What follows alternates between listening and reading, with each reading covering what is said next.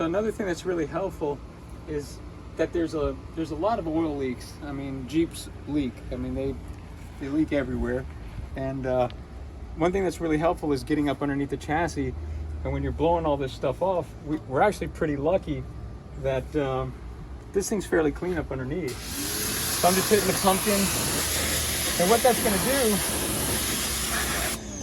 do, it's gonna let me see where the fresh oil leaks are. So when you've got all that kind of like gummy road dirt and grime that's built up over the years, you can't see where that oil leak that you want to fix potentially, that is your problem.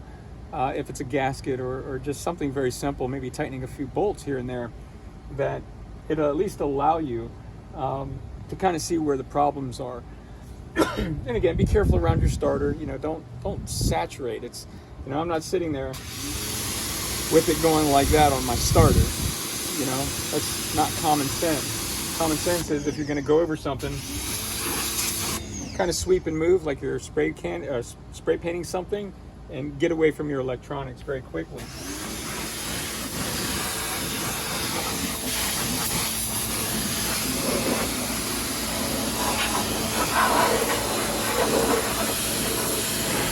I always like to clean up around the ground and check the engine ground to make sure that it's, you know, fairly clean.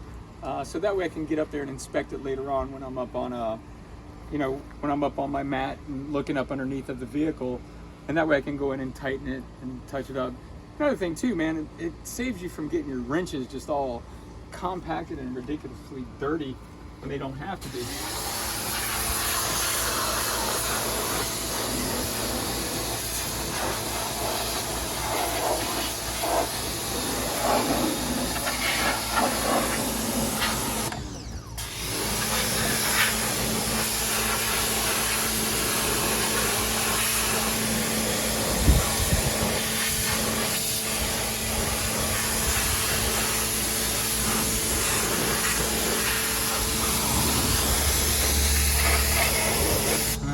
That was the alternator. Kind of couldn't help to get in and around the alternator. Now I'm just going to hit it from the sides.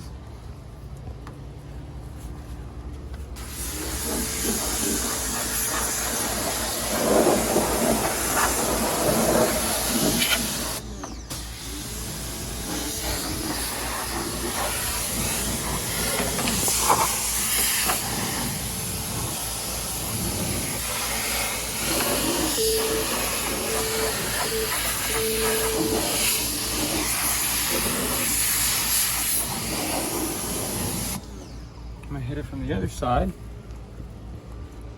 Here's what I love about this Ryobi too. It's really lightweight. You got plenty of extension cord. As long as you got extension cord, you got hose, you got an outlet, you know, somewhat nearby. It's really convenient just to kind of move around.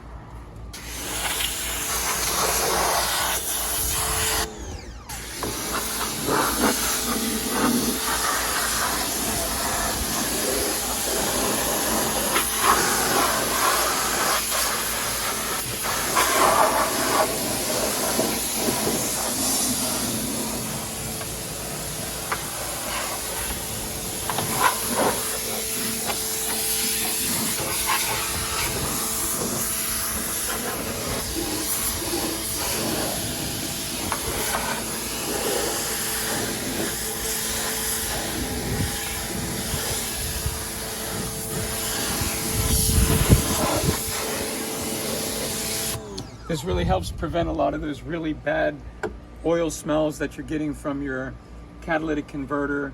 You're cleaning your catalytic converter just, you know, with water. I'm not putting any harsh chemicals on. Former throat cancer survivor, so it's really hard for me to smell purple stuff. That's kind of the reason why my voice is real raspy. 10 years in remission, and just, you know, going out and being with the kids and stuff like that to me is like really, really, really important.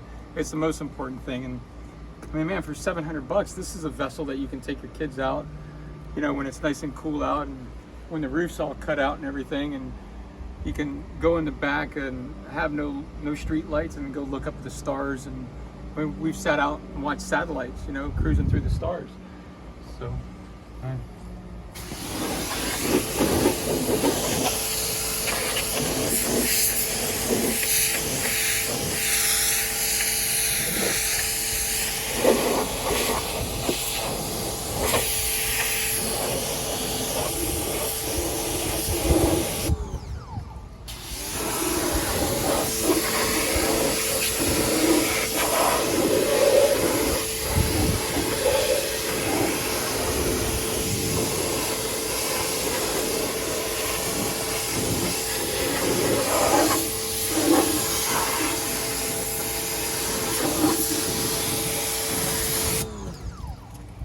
we talk about exhaust leaks. When you buy something from somebody and they go, yeah, it's got an exhaust leak. I'm gonna take the camera real quick. My oldest son is filming right now.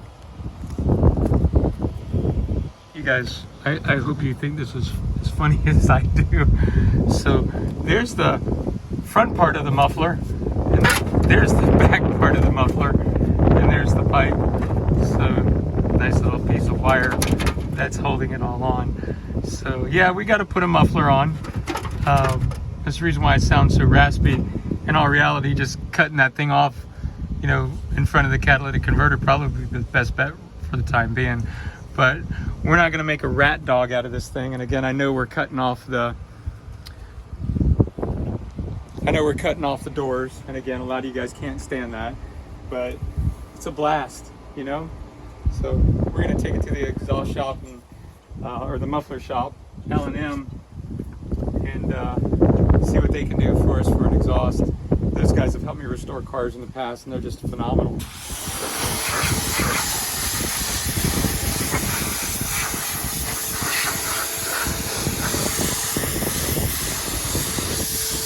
So let's get your opinion. Should we paint these black? That's kind of the goal. She'll probably eventually become rattle can tan. We may do an undercoating on the exterior. I'm not really sure which way we're going to go right now. Right now, plugs and wires, get the brake booster going, and just keep on cleaning. Probably fix that too. See you guys.